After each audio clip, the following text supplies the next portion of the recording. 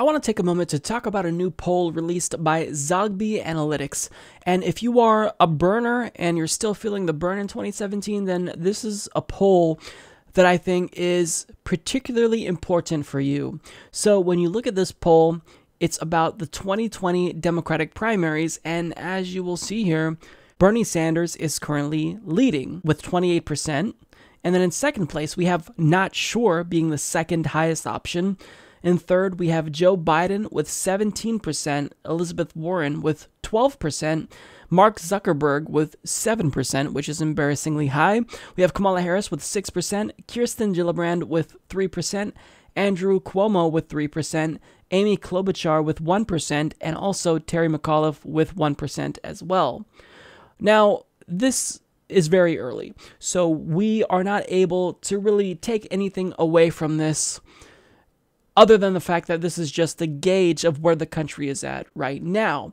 But when I saw this poll, initially I was glad to see that Bernie Sanders is currently in the lead. But these types of polls, I think, can become problematic because it gives progressives this false sense of security.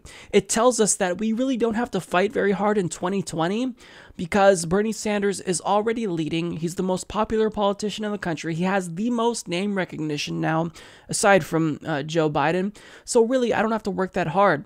But understand that this does not mean that the fight will be easy. And look, I've said this before that I don't want to talk about 2020 and I don't like talking about 2020 because it's still 3 years away.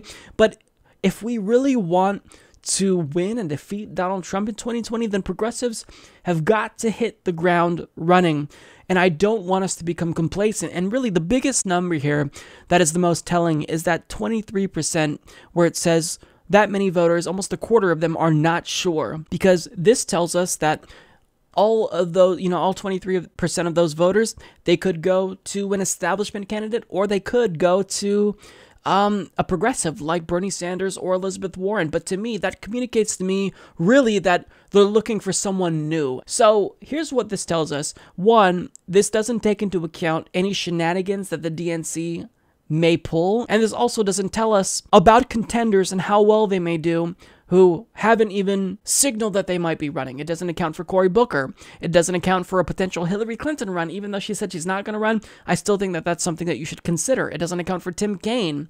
So there's a lot of variables that we have to take into account. So know that, yes, this is a good sign, but whenever you see these polls, especially this far out, please don't become complacent and think that we don't have to still fight. We're going to have the fight of our lives on our hands.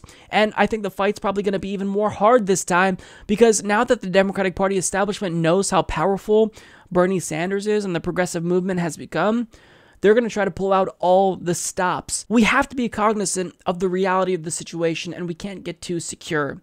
We can't allow these polls to let us feel as though everything's going to be okay and Bernie Sanders is guaranteed to win. We've got to fight like hell for Bernie Sanders in 2020.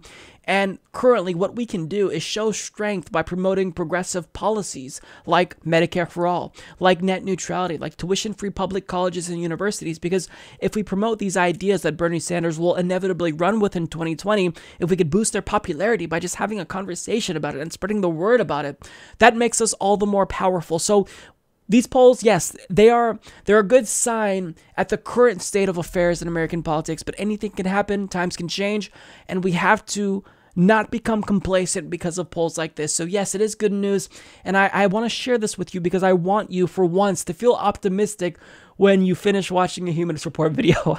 I know that's really rare, but understand that in no way am I trying to let you know that we're secure here, and progressives have this in the bag come 2020 or even 2018. If we ever want to be successful and actually take power and really take control of 2/3 of Congress, which is the ultimate goal, so we could just push through any agenda we want, this is what we've got to do. We've got to continuously fight. We are never going to be able to just sit back and have all of our policies that we want codified into law. It's always going to be a consistent battle because what we stand for, it's antithetical to what the industry that bankrolls politicians stands for. They don't like our agenda, so we're never going to have it easy. So we always have to fight, and that's really the main takeaway here. So understand that this is good news, but It doesn't mean we don't fight. Support this podcast by becoming a patron at patreon.com/Humanist Report.